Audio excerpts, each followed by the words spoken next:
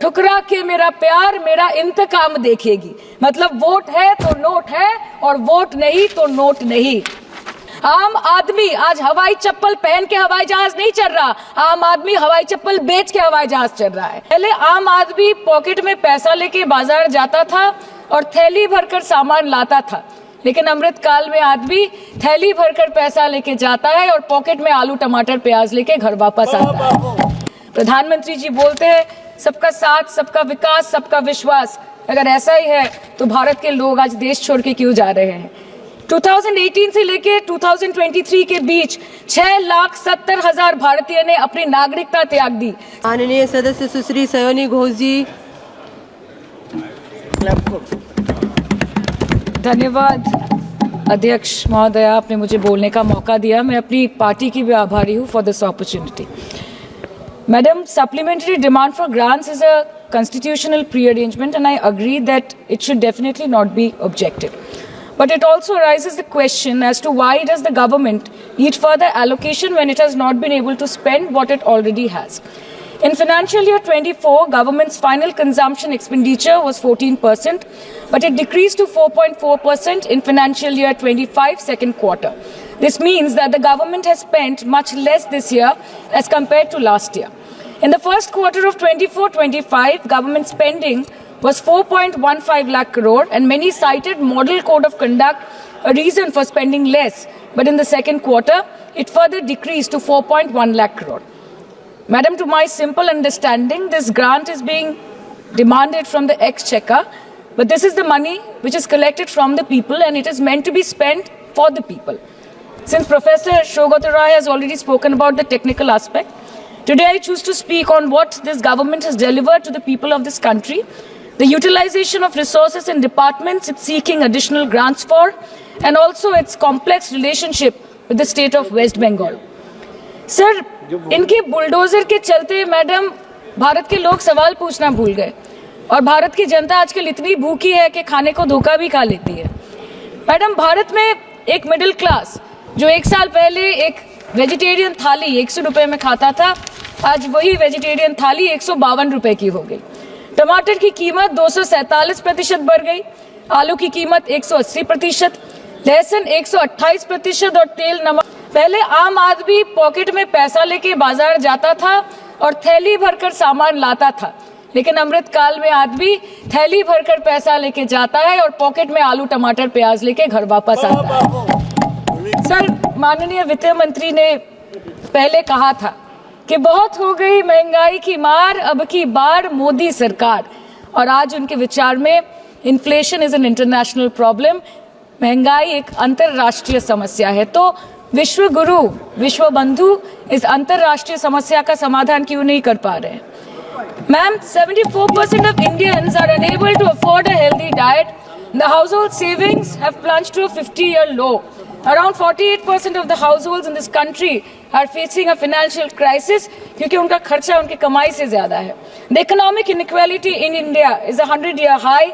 The country's GDP growth rate for the second quarter 24-25 decreased to 5.4%, which is the lowest in 2 years.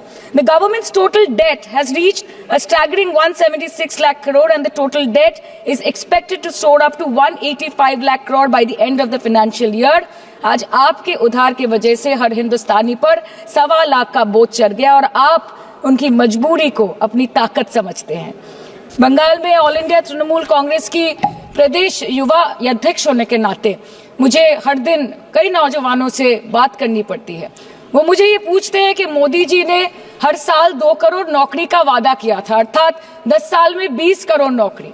उन नौकरियों का क्या हुआ, उन वादे का क्या हुआ? मैं बस उन्हें यही कह पाती हूँ कि पत्ते तो झड़ते हैं, उठाता है कोई कोई, वादे तो सभी करते हैं, निभाता है कोई कोई।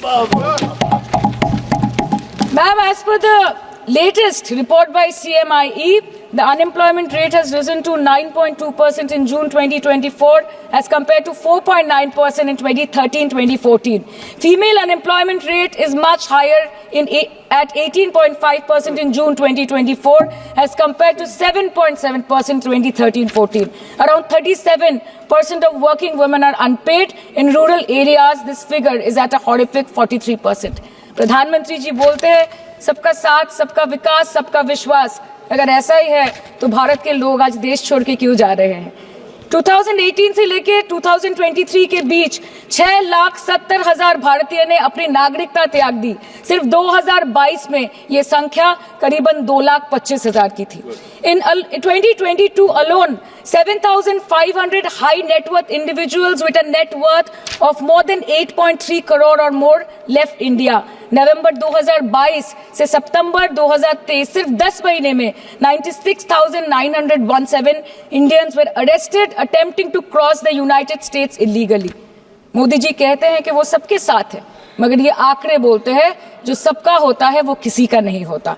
और बंगाल के साथ तो कुछ अलग ही रिश्ता है इनका। The relationship is that of quid pro को, ठुकरा के मेरा प्यार मेरा इंतकाम देखेगी। मतलब वोट है तो नोट है और वोट नहीं तो नोट नहीं।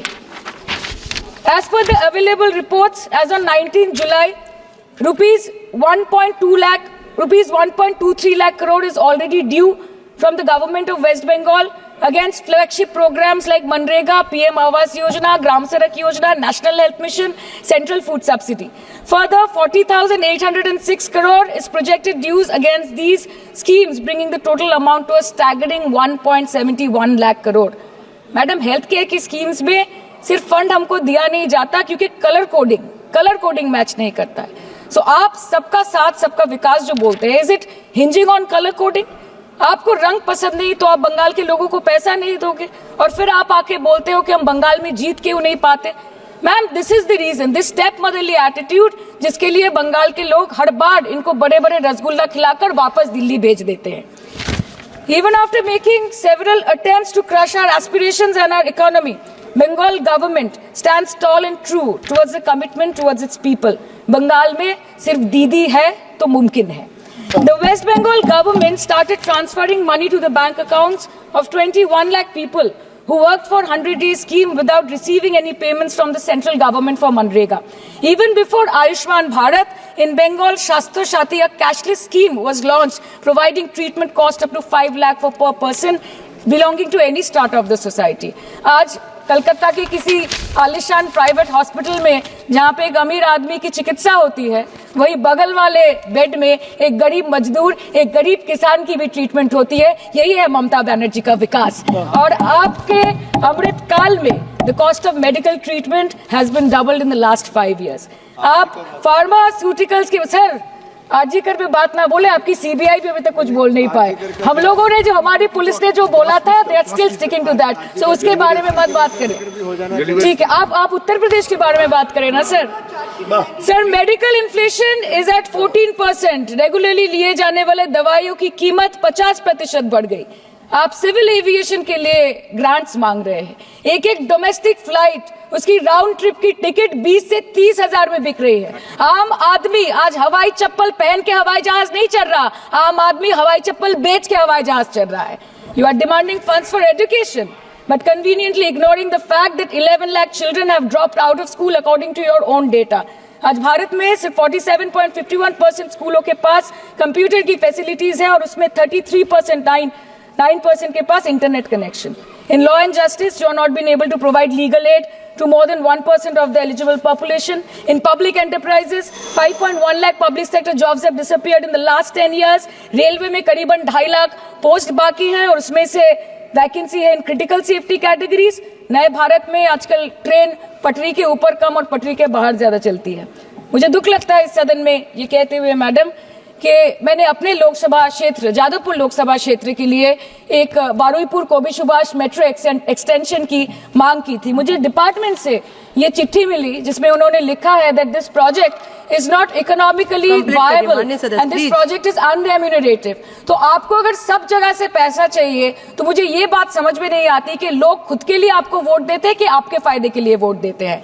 मैं आपको इतना ही बोलना चाहती हूँ, दिस वाज द रीजन, अपने प्रॉफिट के लिए आज इन्होंने सीनियर सिटीजन का कंसेशन भी बंद कर दिया और सीना ठोक के ये बोलते हैं कि 2022-23 अर्थ वर्ष में हमने 15 करोड़ वरिष्ठ नागरिक से 2,242 करोड़ कमाए। धन्यवाद माननीय सदस्य। मैं 2 बात और बोल के खत्म कर दूंगी कि लोकसभा पे खर्च करके क्या फायदा मैडम, जब यहाँ पे विपक्ष को बोलने का अधिकार ही ना हो। लोकसभा के लिए भी तो ग्रांट मांगा है ना मैम। समय और से अभी ज्यादा- सर बोल रहे थे कि बेटी बचाओ बेटी पढ़ाओ तो 10 साल पहले मोदी जी ने लॉन्च किया था, लेकिन उसके 80% पैसे सिर्फ पब्लिसिटी और मार्केटिंग और एडवर्टाइजमेंट में खर्च कर दिए। आपके उत्तर प्रदेश, मध्य माननीय प्रदेश, सदस्य श्री राजस्थान के में ना आप सुधाकर बेटी जी। को पढ़ा पा रहे और ना आप बेटी को बचा पा रहे। बंगाल आए और देखिए कि ममता बनर्जी ने विधानसभा माननीय में अपराजिता श्री के एक्ट सुधाकर में जी। बिल पास किया है, कन्याश्री किया है।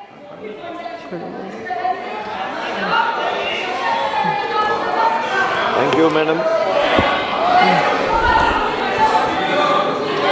Thank you madam.